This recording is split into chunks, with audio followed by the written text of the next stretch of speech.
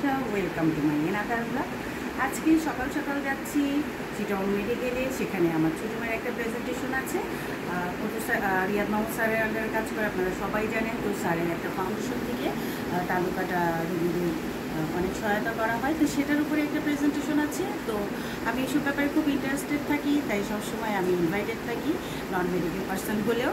তো যাই, চলেন দেখি কি হয়, আপনাদের সাথে সব শেয়ার করি। প্রোগ্রামটাতে যাচ্ছি ক্লেফট লিপ অ্যান্ড প্যালেট। তো সেটা সম্পর্কে আসলে আমাদের সবার কিন্তু সঠিক ধারণা নেই। তো প্রোগ্রামটাতে যাওয়ার আগে সেখানে তো ছোট ছোট ক্লিপস আপনাদের সাথে শেয়ার করবই। তো যাচ্ছি যে তো আমার মেয়ের থ্রুতে, তো আমার মেয়ের কাছ থেকে আমরা আসলে এই বিষয়টা সম্পর্কে ছোট্ট করে যদি একটু ধারণা নিতে পারি, আমার মনে হয় আপনাদের সুবিধা হবে। তো সেজন্য আমি আমার মেয়ে ডক্টর তমিসরা তানজিনকে বলবো এ সম্পর্কে আমাদেরকে একটু বুঝিয়ে বলতে, যেন আমরা বুঝতে পারি এবং সবাইকে এই ব্যাপারে জানাতে পারি।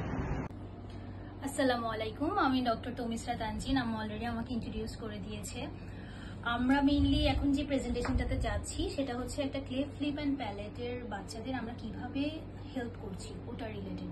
আমাদের একটা ফাউন্ডেশন আছে, fit for life, founded by doctor Riyad Mahmud sir, the brain behind the foundation. ভাষায় আমরা যেটা পাই যে তালু কাটা বা ঠোঁট কাটা বাচ্চা, এই বাচ্চাগুলোর দেখা যায় কি জন্মের পরেই সবচেয়ে প্রথম যে সমস্যাটা হয়, তারা মায়ের বুকের দুধটা টেনে খেতে পারে না। মায়ের মেইন সোর্সই হচ্ছে তার মায়ের বুকের দুধ। এখন সে যদি ওটাই টেনে খেতে না পারে, তাহলে দেখা যায় যে সে ম্যালনিউট্রিশনে ভুগে।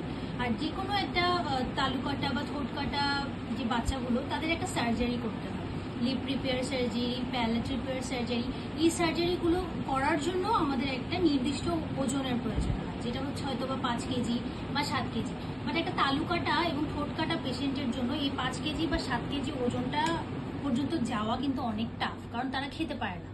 তো আমাদের উদ্দেশ্যটা কি, আমাদের যে ফাউন্ডেশন ফিট ফর লাইফ, এটার আন্ডারে আমরা কি করি, এই বাচ্চাদেরকে তালুটা একটা প্রস্থেটিক হিসেবে বানিয়ে দিই, একটা ডিভাইস, যেটা হচ্ছে একটা আলগা তালুর মতো, যেটা আমরা বাচ্চাদেরকে দেই, যার কারণে তারা হচ্ছে মায়ের দুধ, বুকের দুধটা টেনে খেতে পারে।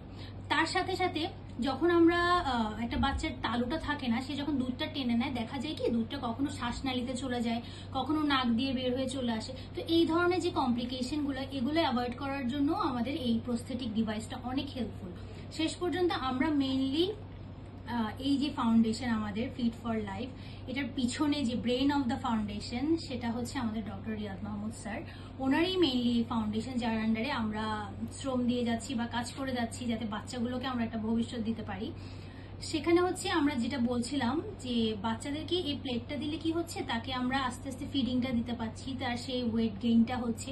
ওয়েট গেইনটা যখন হচ্ছে, তখন কি হচ্ছে, আলটিমেটলি আমরা বাচ্চাটাকে সার্জারি পর্যন্ত পৌঁছে দিতে পারছি। আমাদের মেইন উদ্দেশ্য এটা নিয়ে আজকে আমাদের প্রেজেন্টেশনটা ছিল। এতদিন পর্যন্ত আমরা খুব ছোট পরিসরে আমাদের ক্লিনিকে যারা শুনে আসতো যে হ্যাঁ উনি এই কাজটা করে, ফাউন্ডেশন এই কাজটা করে, ওরকম ছোটখাটো 15-20টা কেসের মতো আমরা এগুলো করেছি। কিন্তু এখন আমরা চাচ্ছিলাম যে বাচ্চাগুলোকে আমরা দিয়েছি, আমরা দেখেছি যে ফলো আপে ওরা অনেক ভালো ইমপ্রুভ করছে, ওরা একটা ভালো ওয়েট গেইন করছে। তো সেই কারণে আমরা চেয়েছি যে এটা একটু বড় পরিসরে যদি করতে পারি, তাহলে আরো কিছু বাচ্চা আমাদের সাহায্যটা পাবে। সো সেই কারণে আসলে আমাদের সিএমসি তে যাওয়া, ওখানে ডক্টর মোহাম্মদ শাহিন স্যার, উনি আমাদেরকে হেল্প করেছে এই ব্যাপারে, একটা প্ল্যাটফর্ম দিয়েছে, যাতে আমরা সিএমসি যে ডক্টরগুলো নিউনেটোলজি ওয়ার্ডের, বাচ্চারা কিন্তু নিউনেটোলজি থেকেই শুরু হয়। তো ওই ক্ষেত্রে উনি আমাদেরকে তাদের সাথে একটা কমিউনিকেশন করে দিল। আমরা প্রেজেন্টেশনের মাধ্যমে তাদেরকে এটা জানালাম যে হ্যাঁ আপনাদের এই বাচ্চাগুলো যাদেরকে আপনারা বাঁচাতে পারছেন না, আমাদের প্রস্থেটিক ডিভাইসের মাধ্যমে আমরা চেষ্টা করব তারা যেন সার্ভাইভ করে বা তারা যেন খাবারটা পায়। এতটুকুই, বাকিটা আপনি ব্লগে, আমার ব্লগে বাকিটা দেখতে পারবেন presentation. Thank you so much. আমরা পৌঁছে গেলাম চিটং মেডিকেল কলেজ হাসপাতালে।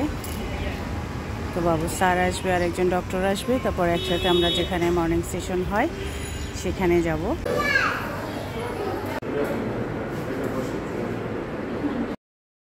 চিটং মেডিকেলের মর্নিং সেশনের জন্য সব ডক্টররা এসে একসাথে হচ্ছিলেন তাদের হল রুমে, আর তখন রিয়াদ মাহমুদ স্যার আসলেন। তারপরে সেশনটা আসলে শুরু হলো।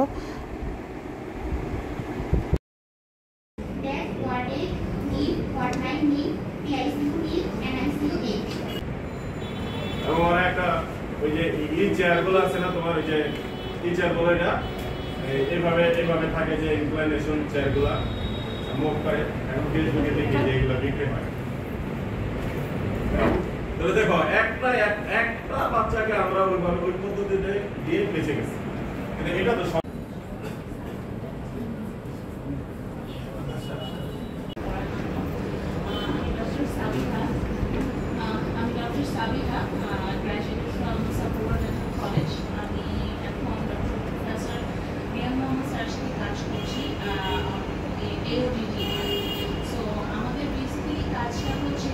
different palate patient definitely, which is আমার পার্সোনাল অভিজ্ঞতা এরকম যে এলআইসিতে যে প্যারেন্ট বাচ্চাগুলো ভর্তি করি আমাদের ফাউন্ডেশনের নাম হচ্ছে pitch for life.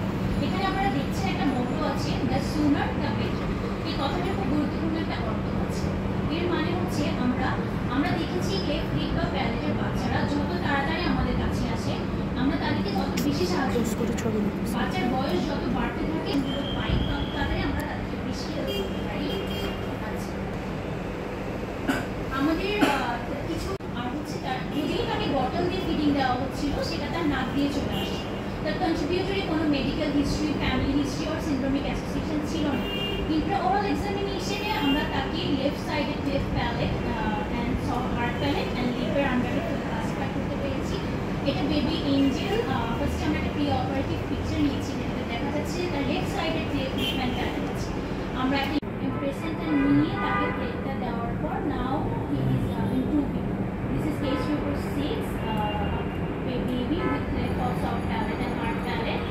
This is with same baby Aisha. We have a bilateral. This baby was very critical. The bilateral. Present myself here. আসলে পরীক্ষার আগে আর পরীক্ষার পরে দুটো সিনারিও আলাদা। তো এর আগে যখন আমাকে স্টেজে ডাকা হতো তখন সবসময় দুরু করতো স্যারদের সামনে প্রেজেন্টেশন দিতে হবে। বাট বিলিভ মি কাল আরাম করে ঘুমাইছি যে প্রেজেন্টেশন দিতে হবে কিন্তু ঘুমাইতে পারছি। হোয়াটএভার আমাদের প্রোস্টোডন্টিক্সের কাজই হচ্ছে মুখের বা ফেসের কোনো পার্ট আমরা রিপ্লেসমেন্ট করি। ডিউরিং দ্যাট পিরিয়ড আমাদের কাছে ট্রেনিংয়ে অল্প কিছু বেবি আসছিল যেটা আমরা ঢাকাতে পিজি হাসপাতালে করতে পেরেছিলাম এবং সেই অভিজ্ঞতার আলোকে আমি পেশেন্টটা নেই। তো এই ইমপ্রেশন বা এই মাপটা নিতে গেলে At first, I would like to introduce my company. ভালো প্রেজেন্টার, পরের প্রেজেন্টার দুর্দান্ত। রিয়াদ ভাই তো আসলে বরাবরই ভালো বলেন, আজকে বলার তেমন সুযোগ ছিল না। আমার মনে হয় খুব বেনিফিটেড হবে। মর্নিং সেশন শেষ হলো, তো আমরা অনেক কিছু জানলাম। আসলে অনেক কিছু জানার আছে। কোথাও একটা অন্য কিছুতে অ্যাটেন্ড করলে প্রোগ্রামে অনেক কিছু কিন্তু জানা যায়, শেখা যায়। তো মর্নিং সেশন শেষ হওয়ার পর শাহিন স্যারের সাথে আমরা কথা বললাম কিছুক্ষণ, আর মেয়েরা স্যার সহ একটু ফটোশ্যুট করলো। আমি বললাম যে তোমরা একটু দাঁড়াও, স্যারদের সাথে একটা ফটোশ্যুট হোক, একটা স্মৃতি থাক, মেমোরিজ থেকে যাক। তো তারপর শাহিন স্যার আমাদেরকে নিওনাটোলজি ডিপার্টমেন্টটা ঘুরে দেখালেন।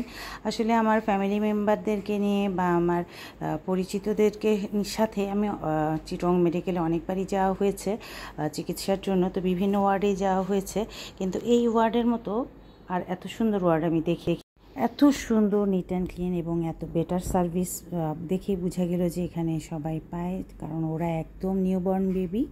তো যাই হোক, খুবই ভালো লাগছিল আমার। ছোট ছোট বাচ্চাগুলো ইনকিউবেটরে থাকে না, জি, তখন আমরা মায়ের ওয়ার্ম দেওয়ার জন্য ওই যে দেখেন এই পিচ্ছিগুলো ওই যে মায়ের ওয়ার্মে রাখে। রিয়াদ ভাই একটু দেখেন, যেখানে এই হাসপাতালের বসার জায়গা নাই, দেখেন এখানে মা শোবে, বাচ্চা ওখানে রাখবে, আবার মার ভালো না লাগলে ওই চেয়ারগুলোতে বসবে। তিনটা জায়গা, বুঝতে পারছেন? হ্যাঁ, বুঝতে পারছেন? এগুলো কেএমসি ওয়ার্ড। বাংলাদেশের মধ্যে এই ওয়ার্ডটা হলো মানে একমাত্র ওয়ার্ড যেটা মানে 24 বেডেড। সাধারণত এত বেডের কেএমসি বাংলাদেশে কোথাও নাই, এবং এত অর্গানাইজড, এত সুন্দর। হ্যাঁ, ওই পোস্টারটা আমাদের মা দিয়ে করা, আমাদের নিজস্ব মা। ওটা এটা ওই যে রিটার্ন বেবিগুলোর জন্য না?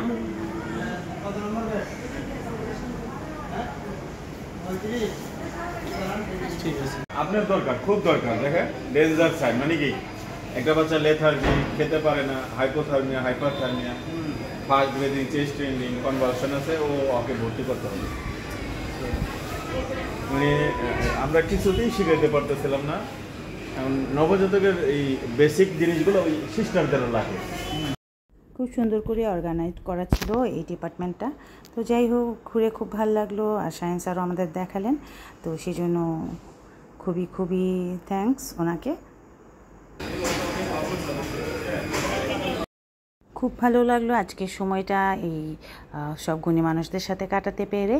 আপনাদের মধ্যে কারো যদি এরকম জানা থাকে যে ছোট বেবি তার তালুকাটা, তাহলে অবশ্যই আমার মেয়ে ডক্টর তমিসা তানজিন অথবা রিয়াদ মাহমুদ স্যার ওনাদের সাথে যোগাযোগ করতে পারেন।